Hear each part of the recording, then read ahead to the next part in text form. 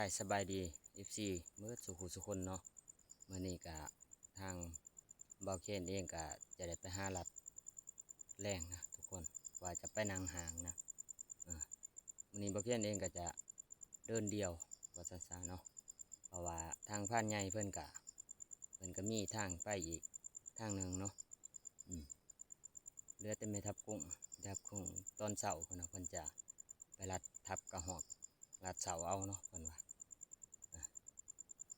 มีแต่บ่เขียนลุยเดียวมื้อนี้พุ่นละเอาชูดงเอาเหล้าพุ่นละไปลุ้นน้ำกันทุกคนสิมานหรือบ่มานกะหรือว่าสิพลาดคือข้างก่อนบ่หรือแนวใดไปวันนี้ทุกคนตอนนี้ก็เดือนตกพอดีนะดีได้เวลาเนาะ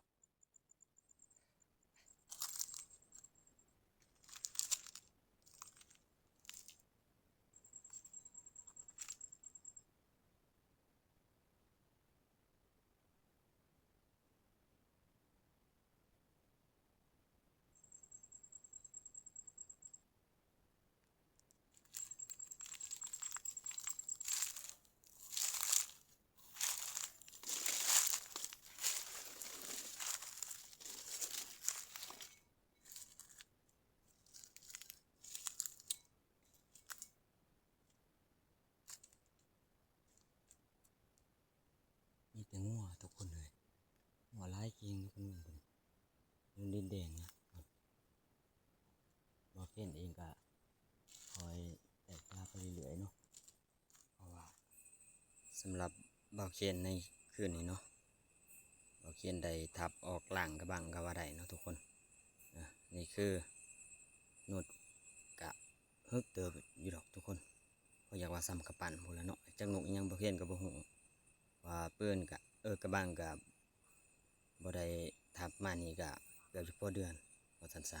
ก็เลยบ่เขียนเลยบ่มั่นใจก็เลยได้ทับมันแต้มแรกไปตอนนี้ก็พอหมูห้อยหมูลงมาตามห้องนะทุกคนบ่ทันทุกคนเลย เขียนได้นำบักเวอร์นะบักเวอร์3-4ตัวจับผิดจับวางทุกคนตอนนี้ก็เป็นเวลาประมาณ3 โมงนะทุกคนประมาณตี 2หาตี 3เลยประมาณได้หรอกเนี่ยน้ำบ่ทันมีแต่บ่เขียนจะเผาไปแล้วก็เผาไปโปกอูแล้วก็นั่งหางคือนั่งหางดีกว่าเนาะทุกคนก็ซ้ำมันแจงมันหงแล้วก็จังหวะกันอีกทีหนึ่งเนาะเป็นจังไดก็ถ้าโศกทามานก็จะได้อัปเดตให้ทุกคนได้เบิ่งว่าล่ะถ้าบ่ได้บ่โศกบ่มานก็มีแต่ว่าเจอกันตอนมื้อเสาร์หรือว่าตอนลัดเสาร์ก็ว่าได้เนาะทุกคนไปวันนี้สื่อสารเสียเวลาหลายกว่านี้เนาะ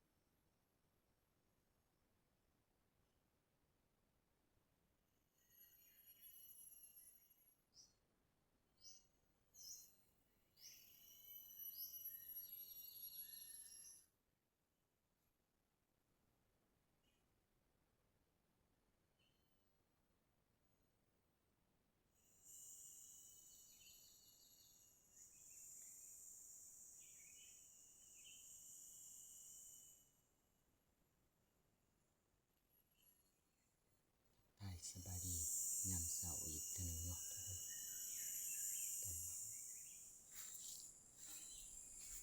ภารกิจลัดเหนือทุกคนเลยมื้อนี้ก็ถือว่าเสร็จสิ้นไปมื้อเนาะโอ้บ่มาน เห็นลัด2-3บอนบ่ทันทุกคนเลยหมูหันลัดไปชิบตัวหน่อยตัวใหญ่บ่เห็นขึ้นใส่โน่นห้องหนึ่งขลาดลงไปห้องหนึ่งโอ้ของเสาจนบ่ได้อัดฮอดคลิปทุกคนเลยโอ้ว่าตอนบ่เขียนมานั่งลัดอยู่หมองนี้นะตอนไก่แจ้งโอ้มานี่ยินที่เสียงเขาไปทางในดอนแต่ว่าบ่เขียนได้นำห้องขึ้นไปพูนไปกินห้องน้ำค่ำหน่อย2ห้องทุกคนเด้อไปท่านอีวันสวนไปสวนมากกับพวกท่านที่นอกผู้เดียวถ้าว่าได้พันใหญ่หรือว่าพันเฮียงหรือว่าพันม่องก็ได้เนาะโอ้เขาสำนานเนี่ยได้ทับทุกคนเลยโอ้ตาหนายบอกเขียนเองกันแปลดหนาแปลดลังหลัดผู้เดียวเนาะเมื่อยแล้ว ทุกคนจนปัญญาคือว่าอะนี่แต่บอกเขียนกะสิขอล้างหน้าล้างตาแล้วก็ลัดกระหอกย่ามเสาเมื่อเนาะหาทีมงานป้านนี้แม่ทับกุ้งหรือว่าพันใหญ่ก็ล่อถาบอกเขียนแหละเพราะว่ามันก็เซ็ตช่วยกันมาได้เจอกันอยู่ทับมุมนกหน่อยโตบอกเขียนทับเมื่อคืนนี่แหละแต่ว่าได้กะมือพอกันอยู่เที่ยงนาหน่อยคือเก่าเนาะถ้าประโชคบ่มันกะบอกเขียนเห็นป่องป้าก็ว่าได้นะทุกคนว่าจะส่วนแม่ทับกุ้งหรือพันใหญ่เนาะมาเบิ่งปูเบิ่งปลานี่ละห้องเล่าเฮาว่าชาบอกเห็นเนี่ยเบิ่งก็คือสิพ่อมีได้กินอยู่ดอกเนาะก็ได้ใส่ห่อข้าวห่อน้ำแต่ละขาบก็ว่าได้เนาะแล้วก็รอทีมงานใหญ่เฮาขึ้นมาอีกมื้อนี้ละทุกคนเลยมาเต็มคาราเบลคือว่าแหละครบทีมก็ว่าได้เนาะของคนหากินนี่ทุกคนไปเสาร์นี้เลยอยู่ตุ้มบอกเห็นน้ำมันบ่ทันผู้เดียวเยอะหมูเป็น10ขึ้นตามห้องหน่อยนี่เลยส่วนห้องหน่อยตัวนี้บ่เขียนลัดบ่เขียนบ่ได้ลัดโอ้บ่เขียนขึ้นไปลัดยอดห้องน้ำค่ำเนาะยิบแบะทางขึ้นใส่ทำงัวว่าจังซะลัด2ห้องแล้วก็ไปท่านอีกพุ่นห้องนี้บ่เขียนบ่ได้ขึ้นเสานี่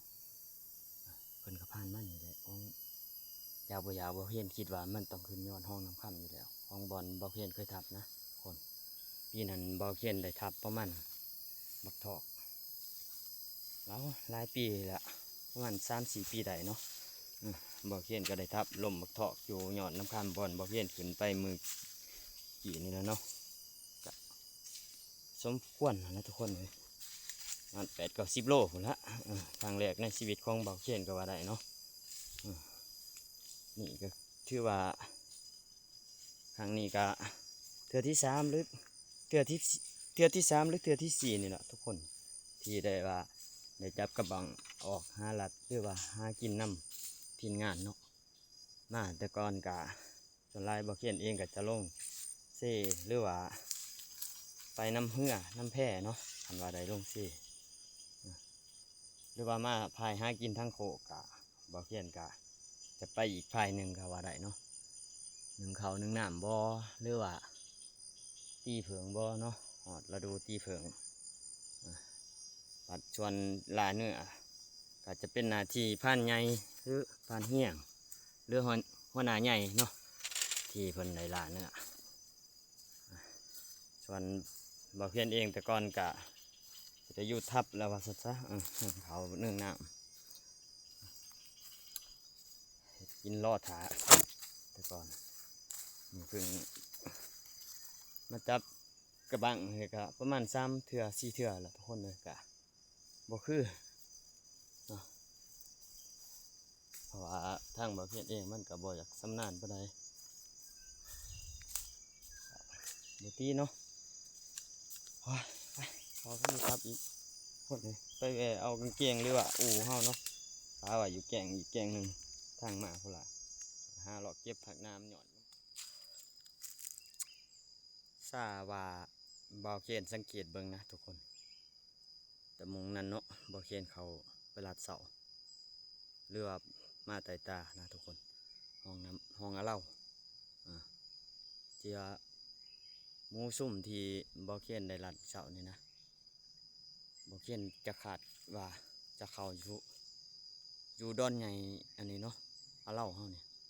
เพราะว่าห้อยเพิ่นลุ่มขึ้นทางนี้ร้ายทุกคนเลยเพราะว่า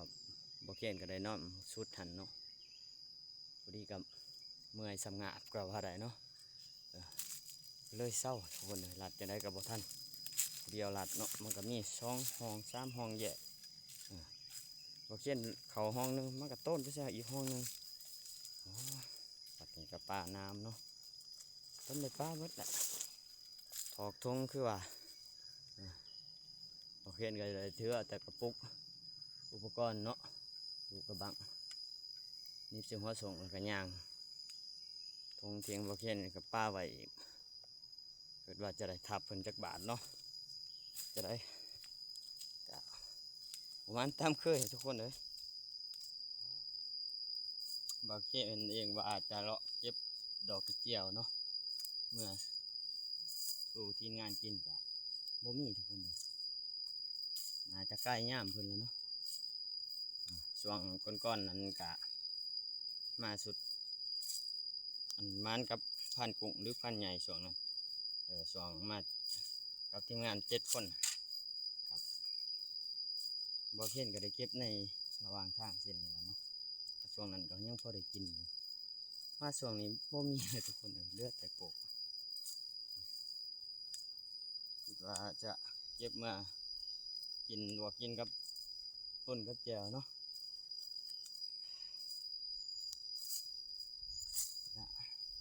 จะเมื่อผ่าท้องน้ำพันใหญ่หรือว่าพันกุ้งพุ่นละเพราะว่าได้ยินเสียงกระบังเพิ่นเด้เสาเนี่ยบาทนึงเนาะแต่ว่าบ่เขียนเองกับบ่มั่นใจนะว่าจะเป็นของทีมงานเฮาหรือบ่หรือว่าของทีมงานอื่นกับบ่ฮู้เนาะได้ยินเสียงนัดเดียวเท่านั้นทุกคนมีจ่อยเลย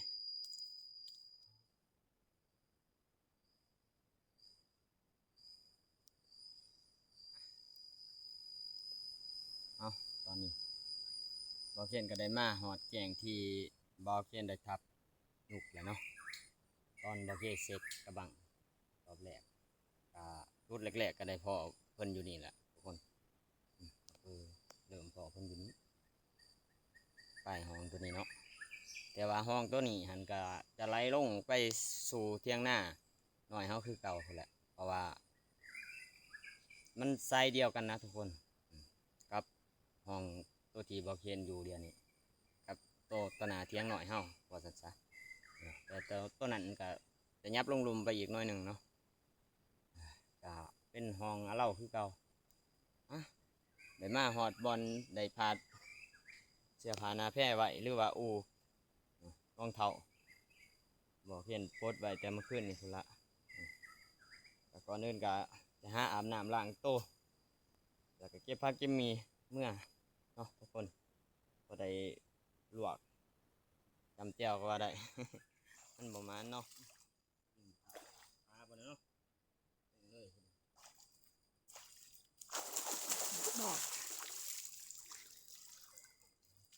มันกับพิลึกแต่ยอดเท้าปูมือก็ว่าได้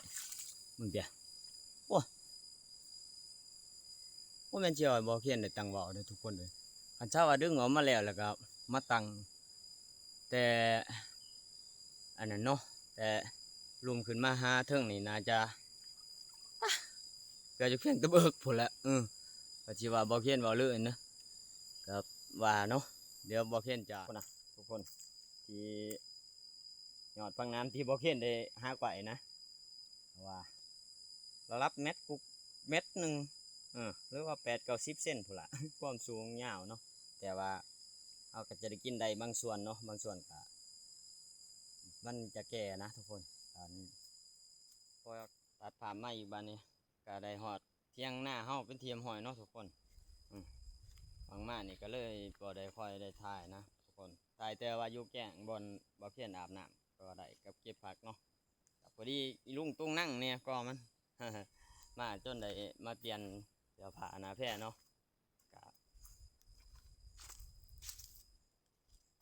แล้วเฮามาฮอดก็จะได้อยู่ประมาณ9 โมงกว่าๆนะทุกคนมาตอนนี้ก็ทางพานกุ้งเราก็ได้เตรียมแนวอยู่แนวกินไว้เรียบร้อยเนาะก็แล้วแกงหน่อไม้ว่าซั่นซะคือบ่เคนเว้าแหล้วผักอีหินบ่เคนก็บ่ได้เก็บมาซำนะทุกคนเอ้ยจังไดพานกุ้งเช้านี้บ่ได้ไปลัดเช้านี่บ่ โอ้ยบ่ได้ไป เป็นจังได นอนตื่นแจ้งมาบ่เห็นเจ้าคิดว่าจะนอนคือกันแท้จะไปเนาะคืนนี้เนาะ หลังจากข่อยกินขนมเส้นแล้วข่อยก็ไป โอ้ ผู้เดียวพ่อยังแน่ล่ะไปคืนนี้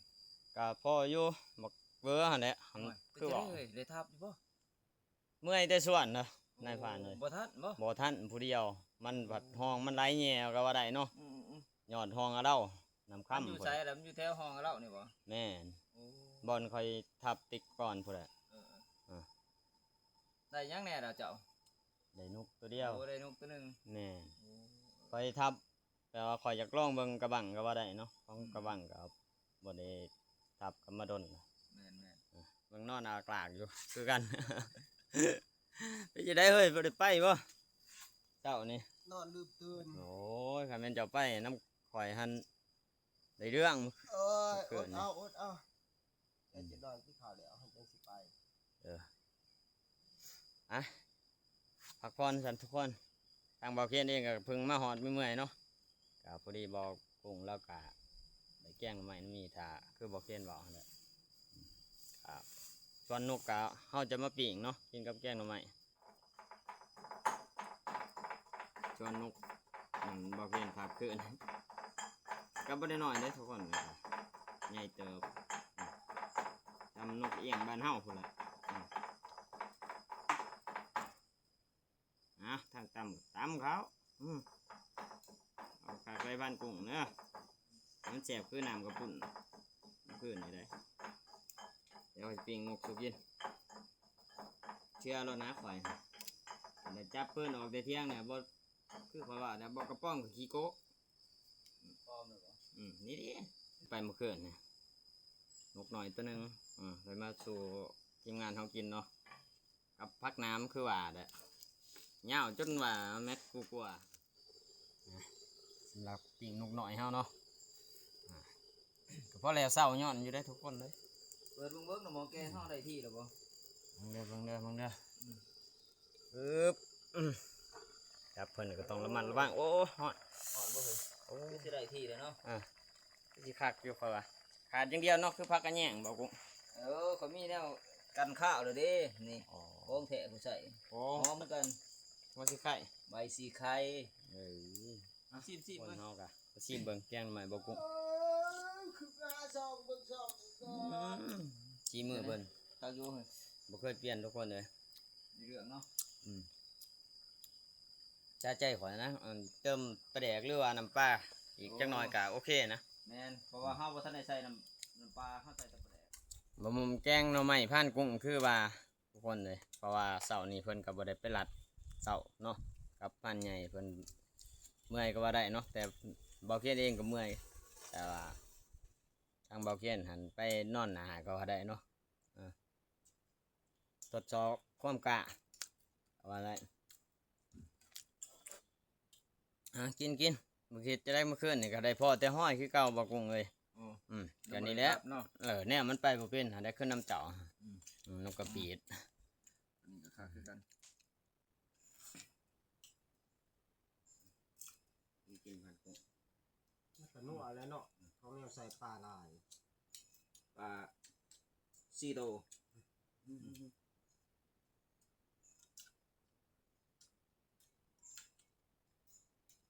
ทำไมน้อยเดียว อ่ะการถ่วงพริกรอเด้อเจ้าผู้มัก โอ้เพื่อนก็นอนบัด บุบรวด มันว่านอนบัดนอนเจ้าเมื่อยก็ได้พักก่อน เป็นจะได้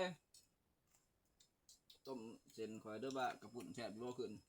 พักอยู่อ่ะ กินแต่ไปเด้อเนาะ แม่ สงสัยมันแซ่บแห้ง แล้วก็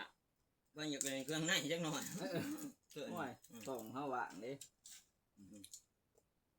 คิดว่าก็ยังย่างกลับมาพุ่นแหละแล้วก็งุกเขาเนี่ย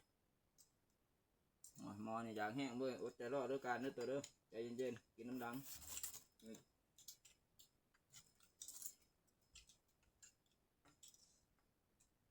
ไปบ่ยันมันอยากบ่ยังมันก็ต้องได้ต้านทางต้านเป็น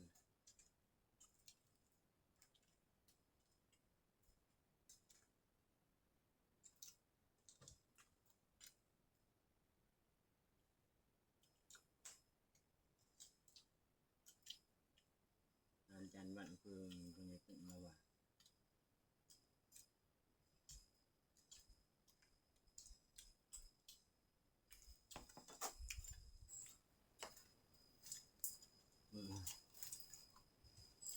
น้อยเลยผู้สร้างก็ไปหลอกเอาแต่หันดีไปป่านนี้ทุกคน หลังจากเรากินข้าวกินน้ำแล้วเนาะก็อยู่บ่เป็นคือเขาแหละเพราะว่าเราบ่มีแนวกินเราก็จะพาแม่ทับกุ้งไปเบิ่งปลาซิวอ่าวเนาะที่ว่าอยู่ห้องที่บ่เพี้ยนเห็นบางเสาเนี่ยนะถ้าว่าบ่เพี้ยนแนมเบิ่งก็คือสิพอได้กินอยู่ดอกพอดีกับทีมงานเฮาก็จะขึ้นมามื้อนี้นะทุกคนเราก็จะเนี่ยอยู่ในกินทาทีมงานเฮากับว่าได้เนาะไปเป็นจะได้กะติดตามกันเบิ่งทุกคนสิบมันอีกบ่หรือจังไดเป็นเวลา10 โมงกว่าๆเนาะคน10 โมงเช้าเฮากันกำลังเดินทางมาฮอดจุดที่บ่อเขียนได้ปรุงเครื่องของไว้เมื่อคืนยังรอผ่านกุ้งเดี๋ยวบ่อเขียนเองก็จะลงมาถ่ายอยู่ห้องเนาะ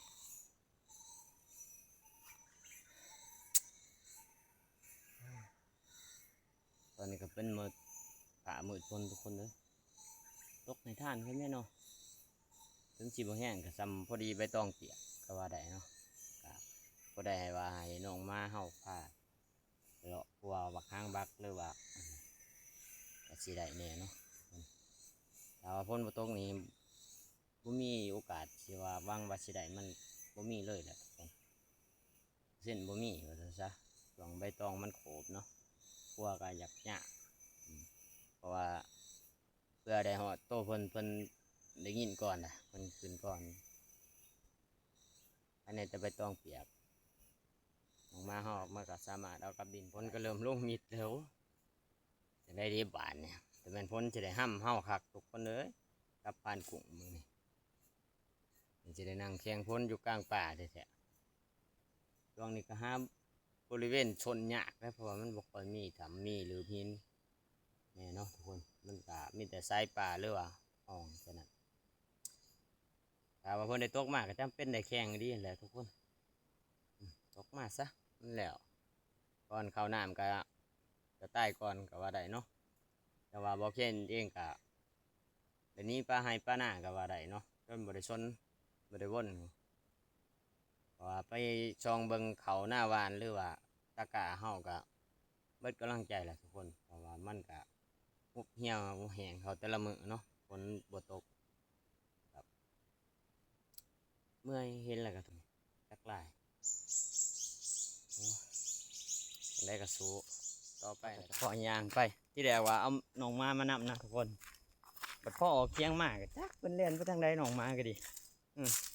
ไปมาฮอดพี่ก่อนจะให้เพิ่นออกลากะเพิ่นหาเพิ่นบ่เห็นบัดซองโตแล้วเนาะเป็นเล่นไปทางใดเนี่ยเฮ้ยยางลัดมาทางพี่เด้อบ่กุ้งเด้ออ๋อมาลำลังนี่บ่ซะก็เด้อว่าบ่ทันมาเนาะไปยังบ่ไกลดอกนี่หลังบ่าวเคนอีกแล้วนะนี่เบิ่งตีนห้อยไปตอนบ่าวเคนเมื่ออังเสาร์นี่บ่ทันได้เห็นหอดห้อยยางมานี่เนาะกับห้อยเพิ่นดูดเห็นบ่บางเสาร์นี่บ่าวเคนจะย่างขึ้นไปหันน้อยนึงเนาะแต่ว่าห้อยรุดจะบ่มีนะทุกคนที่หลังคลิปตัวนี้ก็ว่าได้เนาะต้นคลิปมารอบนี้กับผ่านกุ้งรอบ10 โมงมาเห็นเพิ่นอีกย่างไปใหม่ๆเลยโอ้ยจักหลาย สิแต่เช้านี่ทุกคนเลยเมื่อยแต่บ่เห็นละตอนนี้ก็พุดได้พุดได้มาหอนน้องปลาเป็นทีมหอยเนาะกับเบากงเพิ่นก็จะให้ทางเบาเพียนลงเบิ่งก่อนเนาะเพราะว่าเพิ่นย่านแมงเอวอ่อนเพิ่นว่ามีบ่มีก็ว่าบ่เป็นแหล้วเนาะทุกคน ลงก่อนได้ตัว เออ ตัวครูมาสำรวจก่อน ผมทราบว่าเบาเพียนเนี่ยเบิ่งเมื่อคืนนี่บ่เห็น มันบ่ทรงมีหรอกว่างเนี่ยนี่มันบ่แม่นบ้างแบบว่าน้ำเลิกแล้วก็ป่วยลง เออ มันเป็นบ้างตื่น มันบ่แม่นว่างนอนคือที่เฮาไกลมาของยายนี่เนี่ยมันสิอะไรดัง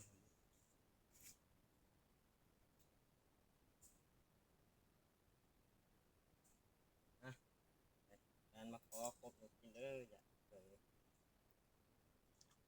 เห็นคนโกหกกูเก่าในเมื่อมาขอสัตว์มีหูโตมีเลือดน้ำผู้เก่าได้เนาะครบและครบป่าครบผู้ยี่ห้อเขาห้อน้ำก็ว่าได้เนาะ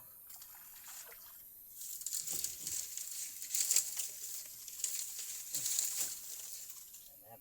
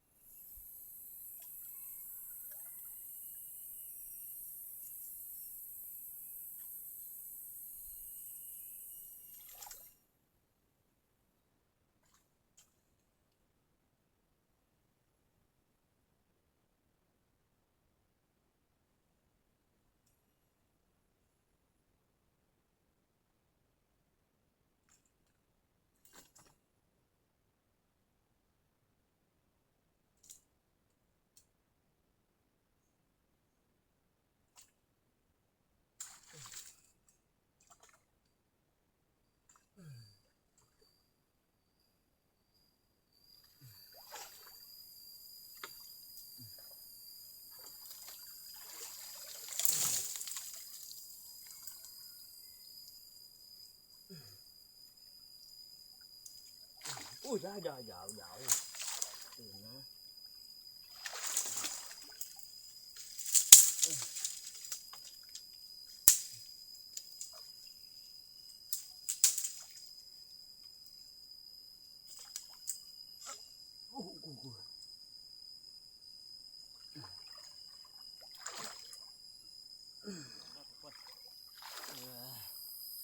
จังจังมันก็จะงุ่มมันก็สะดวกเนี่ย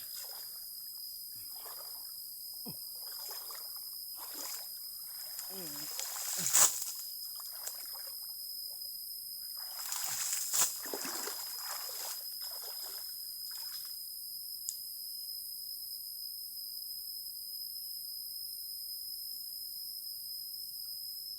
ื่นมดคิดว่ามันเมี่ยงแอวอ่อนจับเนาะทุกคน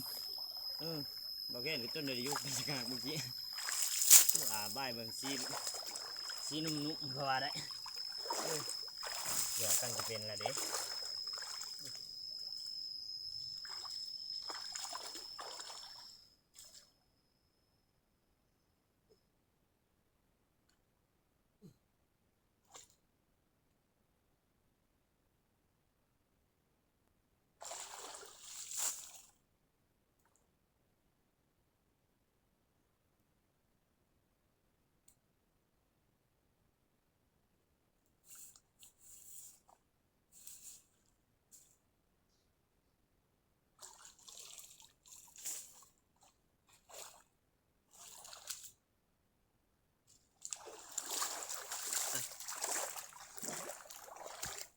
เขาก็จะเอาน้ำหักหญ้าใส่เป็นเก้าสิน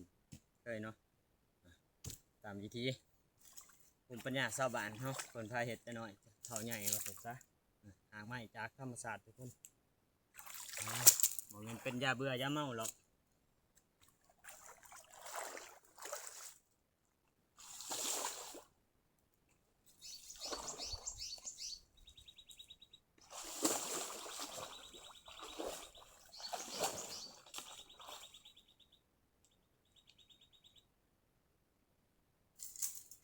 หางไม้จากธรรมศาสตร์เฮาปวดแต่ใส่เอาลงเอาปัวปลานะทุกคนต้มกินก็ได้เป็นยาไปชนิดหนึ่งเนาะ ต้มกินก็ได้เอาใส่หาปูหาปลาก็ได้นะว่าทีมงานเฮาก็ต้มกินอยู่เนาะรสชาติเพิ่นจะหอมกลมๆนะก่อนเอาเปลี่ยนเฮาต้มกินยีทองก็ได้เนาะที่กำลังเจ็ดแอล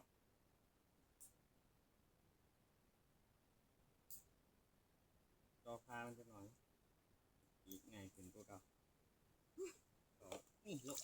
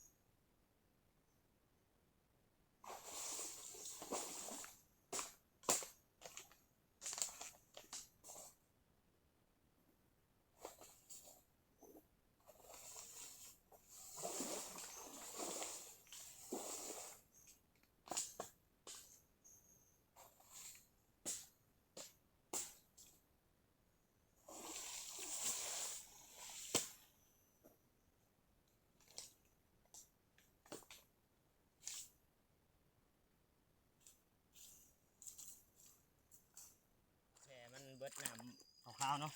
เอาก็จะเอามายองทุกคนแต่ว่าในเมื่อเพิ่นบ่เบิดน้ำคุณนะเอาก็จะยองใส่ไปเรื่อยๆนะคะจนกว่าเขาจะเมื่อยเองพุ่นละยองไปได้มีทำนี่โบกเนาะเราก็จะยองไว้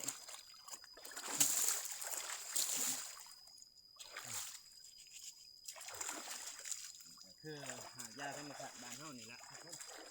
ตามป่าตามดงมันได้เป็นดูดของดูดค้อนเฮากันนะย่องแล้วกันอาจารย์เฮาย่องหายาแล้วเฮาจังมากวนอีกเทื่อนึงเนาะขอให้เพิ่นคนนี้เลยก็ว่าได้ฮะนั่นทุกคนถ้าเฮาบ่กวนก็บ่ได้นะเฮาก็กวนให้เพิ่นเมาไปนำเนาะเพิ่นเมาต้มเมาสมุนไพรเฮาเนี่ย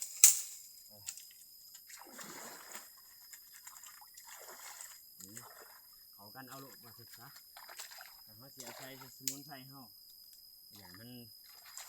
บ่ได้ผลกับอะไรเนาะ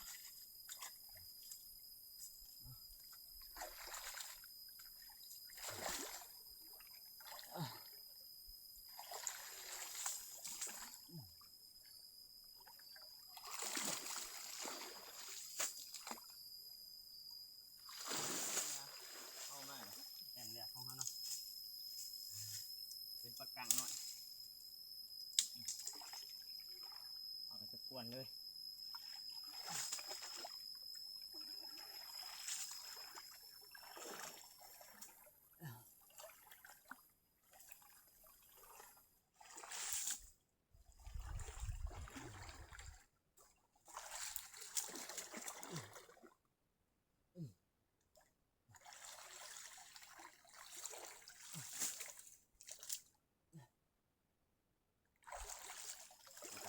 3,000กุ้งเพิ่นมาก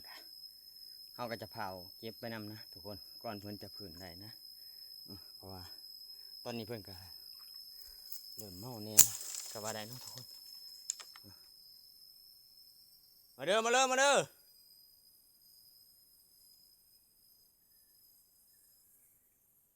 เห็นใส่ยาหลายโหดทุกคนมันจะล้ม มันล่มแล้วเขาเอาน้ำบ่ทันเลยมันจะจมน้ำไปเลยนะ